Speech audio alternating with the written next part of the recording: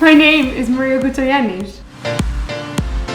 I was born in Speedy Creek in the middle, or I guess southwest Saskatchewan, which is in Canada, which is north of the United States of America, for all y'all that don't know where that is. With all my clients being all over the world and mostly in America, I'm actually lucky enough to live both in Canada and work throughout the States throughout the whole year, which is a really huge blessing. My mom and grandmothers inspire most of my recipes. Growing up, I was surrounded by food 24/7. You're eating breakfast, you're thinking about what you're gonna cook for lunch. You're eating lunch and you're thinking about dinner. That's all we ever talk about. So I'm really inspired by the Mediterranean diet and my childhood. Greeks don't typically use recipes, that's why it's kind of funny that I have my own recipes that I create. We speak in terms of hoofthis, handfuls, pinches, and glug, glug, glug. Very simple concept of eating, but nevertheless, always, always delicious. Food by Maria started in the little town of Bromley, England. Funny enough, I moved there to be with my boyfriend, and I was suffering with what I thought was like postpartum eating disorder.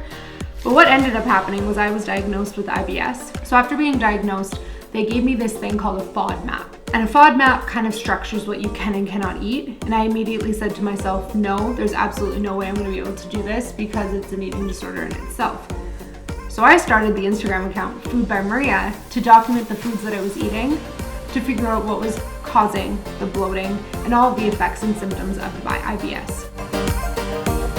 I explored the option of Instagram as a means of recovery, being able to share my recipes and find out the triggers and eventually end up with a life without IBS. So I decided to explore the option of pursuing Food by Maria as my main gig, with 1 full-time job and 3 part-time jobs on the side. At this point, I had moved back to Canada, but I was feeling a bit more spunky and fiery, which I was really excited about. So what I did was I bought a camera with the help of my dad, and my photography got better. And then before I knew it, my Instagram followers grew, and I felt more comfortable. As I grew and as I became more in tune with myself and I guess sort of my existence and being, I shared my story and my truth with all of my followers. Sort of came out of my shell and decided to say, hey guys, the reason Food by Maria started was because I suffered with bulimia. And at that point, it was like everything changed and I felt so much more aligned, and then the real magic started to happen. I started an app, we have a cookbook, we have a website, we do amazing collaborations and partnerships, and everything just seems to be making sense.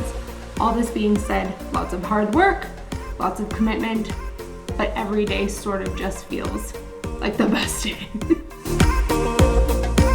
I'll say this though, when the Instagram started, I had no idea what I was doing in terms of aesthetic, artistry. I'm a self-taught photographer. What ended up happening was I taught myself the visuals of food, and I think that was one of the biggest game changers.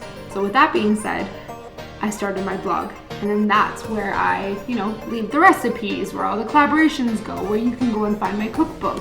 It's the home base, flagship location of Food by Maria.